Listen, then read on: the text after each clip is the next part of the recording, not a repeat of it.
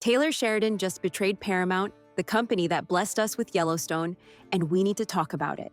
Honestly, I'm still processing the news myself. Yes, Taylor Sheridan is leaving Paramount. I know, it is quite difficult to believe, but that's the truth. And with him, all of his shows are leaving us as well. And to me, it just feels like the end of an era, you know? Like a chapter of television that we've all loved is closing. So, here's the full picture. Sheridan's current deal with Paramount runs through 2028, and after that, he's headed straight to NBC Universal. He's not just taking a tiny step either. He's locked in an 8-year movie deal starting in March 2026 and a 5-year TV deal starting January 2029. And it's not just him. His longtime collaborator David Glasser and Glasser's 101 Studios are also moving over. Glasser's first look film and TV deal with NBC Universal kicks off in early 2026 after fulfilling obligations to Paramount. When you think about it, this is a huge deal. Sheridan, he's been the backbone of Paramount's biggest modern hits for years at this point. He is basically the man who kept Paramount Plus alive with his shows. I mean, he basically built their Western universe from scratch. He gave us Yellowstone, the prequels 1883 and 1923, and all the spin-offs we've been devouring. And let's not forget his other shows like Tulsa King, Landman, and Mayor of Kingstown.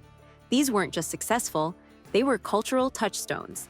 They brought people to Paramount, kept audiences hooked, and honestly, they redefined modern Western storytelling for a whole new generation.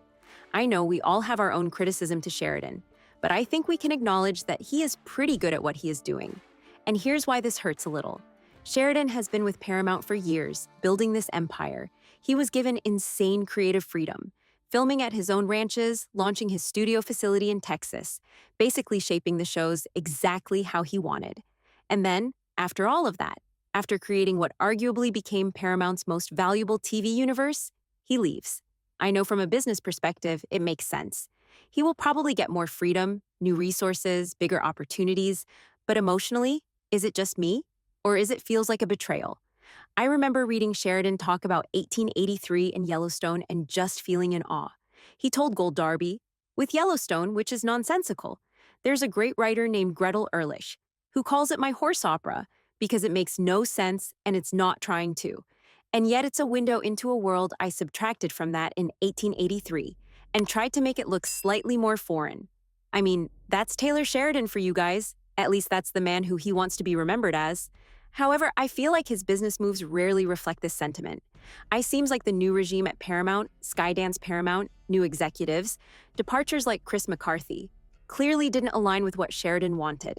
We know that he is fond of his freedom. He doesn't even like to have a scriptwriter team, insisting on writing everything himself. So I can see how he can have troubles with the new management, but I also can't help feeling sad. Sad for the end of his era at Paramount. Sad that some projects we've been dying to see, like the Josh Lucas Yellowstone prequel set in the 1990s, which was supposed to focus on younger John Dutton, might never happen now. And yeah, that hurts. Yet, at the same time, I can't lie that I'm kind of excited. NBC Universal is offering him space to do what he does best, but maybe even more. So perhaps he might come up with ideas that are even better than the Yellowstone prequel series, but I doubt I'll ever be over the Yellowstone universe shows. Also, we should acknowledge that Paramount is losing someone truly irreplaceable. Cindy Holland, Paramount's chair of direct-to-consumer, said back in August, "On Paramount Plus today, we have a really great foundation, which is the Taylor Sheridan universe." And it's true. Without him, Paramount is losing the very creative engine that kept its biggest shows alive and thriving. Shows like Mayor of Kingstown, Landman, Lioness, Tulsa King, and the upcoming Yellowstone spin-offs. Beth and Rip, the Madison are all now at risk, and I think we can all agree that Paramount is about to face a massive financial challenge. It's wild to think about, too, in the bigger context of the talent wars right now. Do you guys remember how Skydance's acquisition of Paramount led them to poach the Stranger Things creators from Netflix with huge deals?